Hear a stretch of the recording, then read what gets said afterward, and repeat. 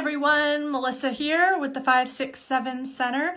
I am in Beth Smith's studio visiting her from 6 feet apart to ask her about her art and give you a chance to get to know her a little bit more as an artist. She's been teaching with the 567 for a number of years, and we have our art in our online gallery. And she used to be our fine art director, so we think she's pretty cool. But here's Beth. Hey, Beth. Hey, everyone. Welcome to my studio here at the office at College Hill. So, Beth, tell us how you decided to become an artist. Well, art's been my life. I've been, my love of art and drawing has been since I was a young child, and it was always been a lifelong ambition of mine to become a professional career artist. And although I've had many creative jobs over the years as I was growing my family, once my kids were grown, I found an opportunity to pursue that dream. And so here I am with two studios, one at my home studio and one here in downtown Macon, and doing what I love. But didn't you actually get started as a professional artist maybe a little bit before then, back when you were living in Florida and working with the police force? Well, yes, that was one of my creative fields. I did a short stint in law enforcement, and I started out as a communications director, and then I went from that to working in evidence with the criminal investigation division. And I was a criminal composite artist and a skull reconstructionist. I went to school. They sent me to be trained at the FBI Academy in Lively. And I was trained there to become a composite artist. My big case that I have bragging rights to is I did the composite drawing of Eileen Wuornos, who was the woman serial killer in Florida back in the 90s. And I worked on her sketch, and she was captured in Daytona Beach from being ID'd from my drawing. And so that was one case of many that I worked on, and it was a very interesting job. What inspires you? Why do you like making art?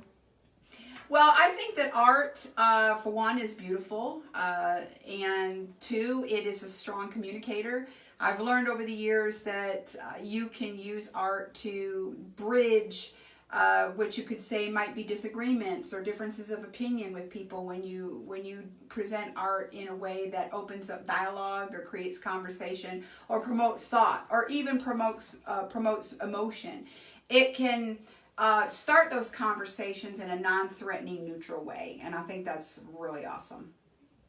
So you have a variety of art here in your studio that we're looking at that ranges the gambit from this beautiful wedding portrait in the background to your surrealist art that are both yours right there. So tell us a little bit more about your art and what's on your easel these days and what and why you paint that on your easel. Okay, so that's a good question because I am known as a versatile artist that has a wide range of styles. And one of the styles and genres that I am passionate about is surrealism, or what is considered modern art today, because it does promote conversations and dialogue and thought. But then I can switch gears and do something like a realistic landscape, which I like to do as well. I like to paint places that I've been. A couple of years ago, I did one of the Grand Canyon when my husband and I went out west. I've done the North Georgia mountains with a fisherman doing fly fishing in the stream. So I do like to do those kind of paintings as well. The ones behind me are paintings that are wedding paintings that can be done live at wedding receptions because I don't mind an audience. A lot of artists are a little intimidated by people watching, but I actually like it. I embrace people watching me paint. I've painted out on the sidewalks of downtown Macon to up on the platform at my church to a grand wedding reception. So the more the merrier in my book. I like to paint that. And currently I'm studying modern art through classes at MoMA of New York. And I'm finding a whole new realm of abstract expressionism and the different phases of modern art. And I'm currently just finished a modern piece called Slave. And it is a very contemporary piece that is examining the plight of people who fall victim to human trafficking. Wow. So you really do spend a lot of time painting, but you also spend a lot of time teaching. And that seems to be most of your time. You have a ton of art students. So tell us more about how you got started teaching and teaching private art lessons.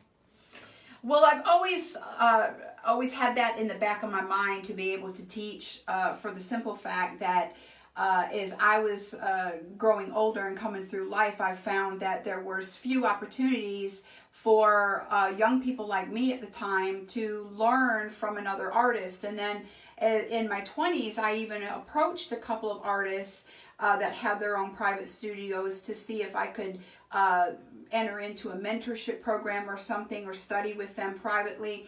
And always the answer was no. And I thought that that was unfortunate. How are younger artists supposed to learn the correct ways of doing art, or the more in-depth ways that is offered more than just the standard instruction that's offered in school, if there's no artists that are willing to open up their studios in order to let someone come in and learn? So that's always been at the back of my mind, is that I felt there was a need for that. So when I decided to step out and start teaching to also supplement my income along with the sales of my artwork, I said I knew exactly what I wanted to do. I wanted to open up my studio. I wanted to teach young people, teenagers, and even adults the whole realm of art, from the simple drawings all the way into the more detailed paintings, because I also wanted to break the myth of I can't draw.